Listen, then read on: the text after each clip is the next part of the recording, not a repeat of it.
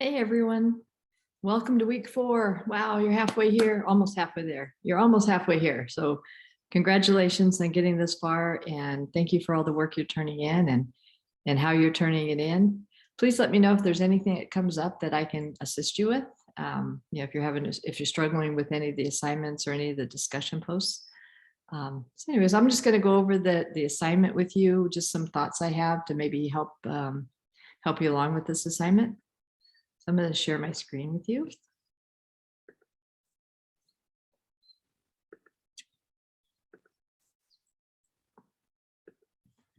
Alrighty.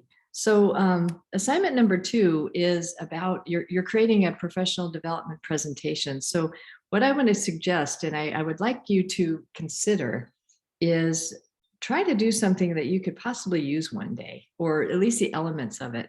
So put your presentation in that mindset of, could I use this with teachers, or could I use this with maybe in a job application if they ask you to do a video or something, or not video, but a presentation. What does one of your presentations look like?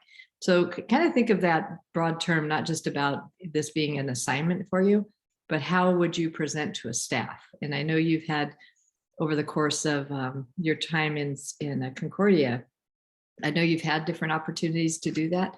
And I know these are kind of awkward because you're not actually presenting to anyone. You're presenting to me. So you're sending me the document. And speaking of that, when you send me the document, please let me know somewhere if there's a note you could put down to let me know to open up the speaker notes if they don't open up automatically. I've missed a few times where I was wondering, what does that person mean? And then I find out later, after I've asked the question, that, oh, that was in the speaker notes. So if it doesn't automatically open, and I usually check, but if for some reason I can't get into that, so just use your speaker notes in any way to convey information about that particular slide. You don't have to load your slides up with all the text and every thought you have. Make it be something you actually use to present, and then put all your thoughts in the speaker notes. So that's what I have to say about that. And then I want to bring your attention just to the Christian message today, or this week. I don't know if I mentioned to anyone in my travels with you, but I don't know if I mentioned that I wrote my dissertation on servant leadership. And it was kind of monumental for me to pick that topic. And the reason I picked the topic of servant leadership is I had been a teacher on special assignment outside of the classroom, where I had the opportunity to go to different school sites and I work with different leaders in a very large district. So I got to see all different types of leadership styles. And it kept coming back to the schools that were just thriving.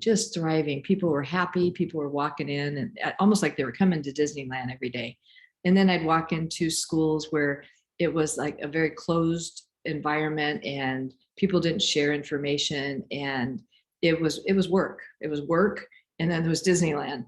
And I started questioning, what is it about the leader at that school that causes that type of behavior in their staffs, and what do they convey, and what are they saying? So I started studying leadership. So before I went through the doctorate program personally, I actually was studying leadership on my own and just kind of asking a lot of questions. So when I was in the doctorate program, I was talking to one of my professors about my dissertation topic, and they pointed me to servant leadership. And I had never even heard the term before. So I'm like, wow. And this is 20 years ago, but I think it maybe 15 years ago. But I remember asking, like, what is servant leadership? And then it just opened up the whole world to me about how people treat each other, how leaders can be really good leaders without having an iron fist, how you can lead by challenging someone's heart to go with you, and rather than pushing them and pulling them for your ideas. But it's a mutual getting to know somebody, getting to know their strengths, and bringing your organization forward that way. I highly recommend you that you do a little research on your own about leadership, and find the leadership style that is comfortable for you.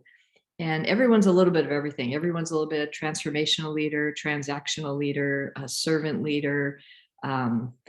Hopefully you're not a savvy or a laissez-faire leader, because that's somebody that really doesn't put a lot of effort into anything, and they just kind of let things happen around them. But find out what kind of leader you are. And so that's kind of spoke to me about this, is servant leadership, actually, you work on the heart of the people you work with. And so they're talking about you're providing eternal results. I still have friends, and I'm still friends with people I was friends with years and years and years ago, who I worked with, because we became friends at work and we lifted each other up. So this is just a challenge I have for you, is just start studying leadership, what makes a good leader, what type of leader you are. And this is a really good reflection. All right. All right. Take care. And just lovely being in this class with you. Take care.